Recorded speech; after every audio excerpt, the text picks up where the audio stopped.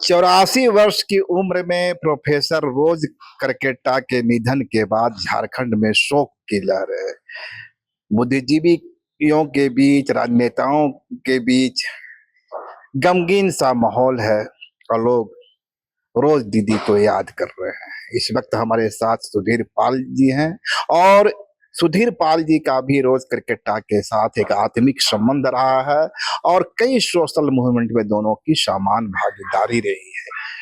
सुधीर जी, रोज दीदी का जाना तो किस रूप में याद कीजिएगा और झारखंड के लिए कितना बड़ा झटका? निश्चित तौर पर रोज दी की अगर हम बात करें तो रोज दी झारखंड के लिए महत्वपूर्ण इसलिए है क्योंकि सामान्यतः हम देखते हैं कि सामान्यतः अगर आप देखें तो कोई साहित्य के क्षेत्र में है, कोई संस्कृति के क्षेत्र में है, कोई राजनीति के क्षेत्र में ऐसा। लेकिन रोज दी केवल साहित्य के क्षेत्र में नहीं रही, बल्कि वो महिला अधिकार की बात करें, झारखंड आंदोलन की बात करें, हिंदी और जनजातीय क्षेत्रीय भाषाओं की बात करें, उनके समन्वय की बात करें, सामाजिक कुरीतियों की बात करें, वो हर मोर्चे पर आगे खड़ी दिखी।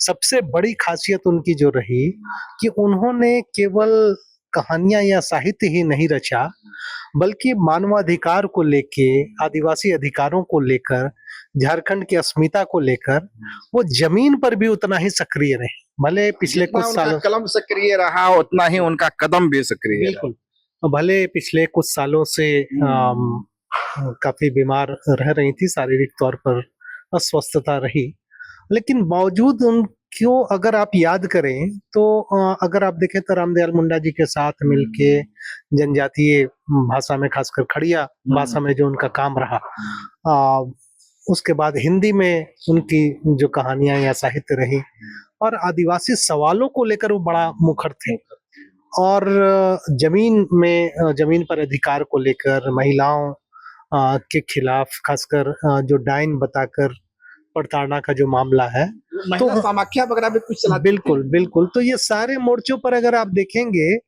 तो ये बिरले आपको मिलेगा कि जो अगर कहा जाए तो जितना सामाजिक तौर पर सक्रिय रही, साहित्यिक तौर पर भी उतना ही सक्रिय है। मतलब कहने का मतलब ये हुआ कि जो वो साहित्य रच रही थी उसके साथ उनका जुड़ाव भी मैदान में उतना ही, जमीन पर उतना ही था।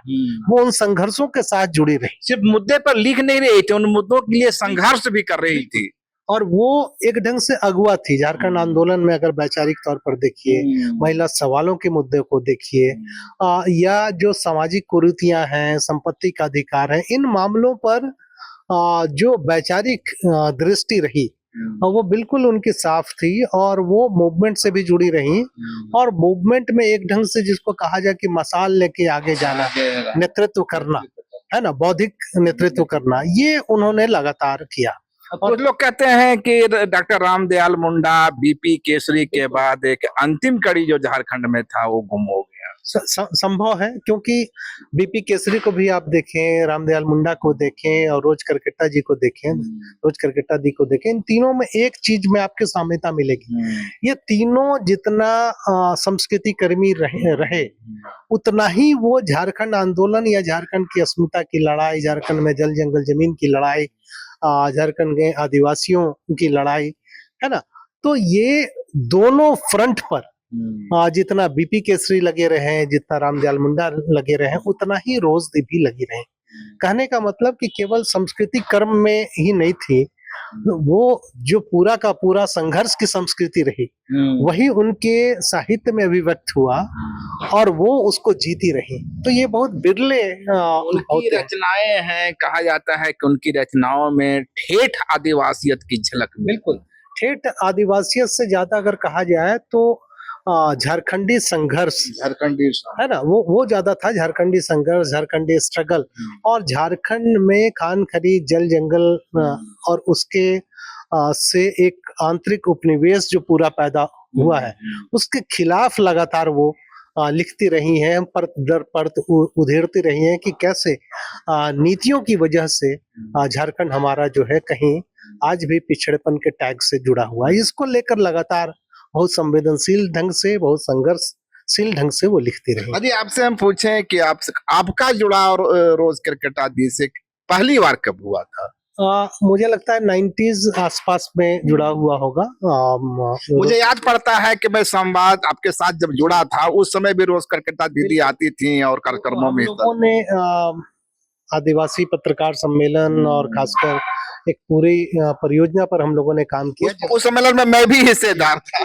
जी, तो उस दौरान रोज दी का सानिध्य बहुत बेहतर तरीके से मिला और उस पूरे सम्मेलन को आयोजित करने में एक ढंग से कहा जाए तो वैचारिक तौर पर मार्गदर्शन का काम उन्होंने किया। और उसके बाद यहाँ के साहित्य पृष्ठभूमि पर जो रनिन जी के साथ कांची पत्रिका जो निकले उसमें भी रोज दी का काफी सहयोग हमेशा मिलता रहा।